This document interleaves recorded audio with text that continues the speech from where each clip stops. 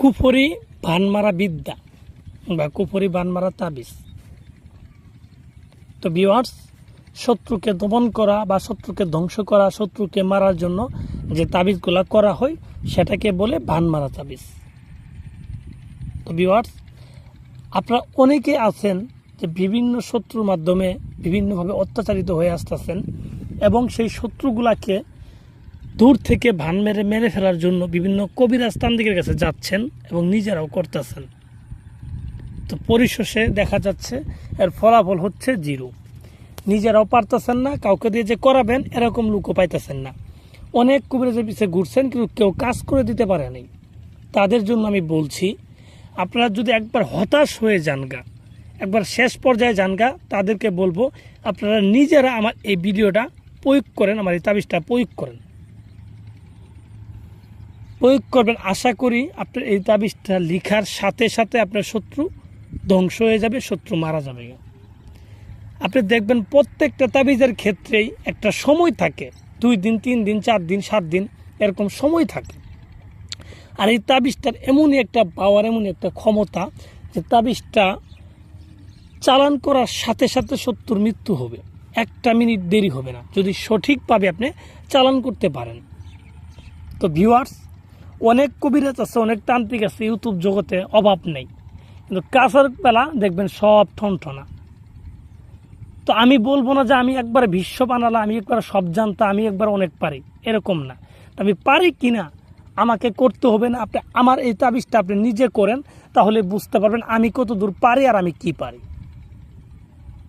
আমি যদি আপনাকে দিয়ে কাজ করে নিতে পারি, তাহলে আমি যে পারবো কিনা এটা আপনি নিজেই বুঝতে পারবেন, আমাকে চাপা মারতে হবে না। তো তাই আজকে আমি সিদ্ধান্ত নিচ্ছি আপনাদের মাঝে এমন একটা তাবিজ দিব যে তাবিজটা প্রয়োগ করার সাথে সাথে আপনার শত্রু ধ্বংস হয়ে যাবে, যদি আপনি সঠিকভাবে তাবিজটা প্রয়োগ করতে পারেন। তো এখন প্রশ্ন করতে পারেন, দাদা কীভাবে সঠিকভাবে প্রয়োগ করবো, আমি তো জানি না। তো আপনাকে জানতে হবে না, আমি এই ভিডিওতে বিস্তারিত বলে দিব কিভাবে সঠিক নিয়মে এই তাবিজটাকে প্রয়োগ করবেন। আর প্রয়োগ করলে আপনার সাথে সাথে রেজাল্ট পাবেন। আশা করি আপনার এই তাবিজ কবর সম্পর্কে আপনার পুরো ধারণাটাই পরিবর্তন করে দিবে এই তাবিজটা। কারণ একটা তাবিজ করার সাথে সাথে যখন রেজাল্ট পাবো, তখন এই তাবিজ কবর সম্পর্কে আপনার অনেক বিশ্বাস হবে। তো যাই হোক, আমি কথা বাড়াবো না, ভিডিও বড় হয়ে যাবে গা। কীভাবে এই তাবিজটা প্রয়োগ করে আমরা কাঙ্ক্ষিত শত্রুকে ধ্বংস করে দিবেন বা পাগল বানিয়ে দিবেন, সেই সম্পর্কে বলছি। আপনি মনোযোগ দিয়ে আমার কথাগুলো শোনেন আর অবশ্যই ভিডিওটা ফুল দেখেন। তো ভিউয়ার্স, স্ক্রিনে যে তাবিজটা দেখতেছেন, এটা পাওয়ারফুল একটা গুরুবিদ্যা, কুফরি বিদ্যা, প্রাচীনকালের। এই তাবিজটা ভানের তাবিজ। এটা কীভাবে প্রয়োগ করতে হয়, এটা প্রয়োগ করার জন্য আপনার যে কোনো একটা জুমাবার লাগে। জুমাবারের দিন মাগরিবের পর সোজা কবরস্থানে চলে যাবেন। কবরস্থানে গিয়ে নতুন কবর দেখবেন যেখানে, সেই জায়গায় কবর উপরে বসবেন, সাদা কাপড় বিছায়া পশ্চিম দিক মুখ করে বসবেন। সামনে আগরবাতি মোমবাতি এগুলো ধরাই নেবেন। ধরাই নেওয়ার পর স্ক্রিনে যে তাবিজটা দেখতেছেন, এই তাবিজটাকে সাদা পাতার ভিতরে রাখবেন, একদম সাদা পাতার উপরে মুরুকের রক্ত, লাল মুরুকের রক্ত, শুয়োরের রক্ত মিশ্রিত করে একটা কালি বানাবেন।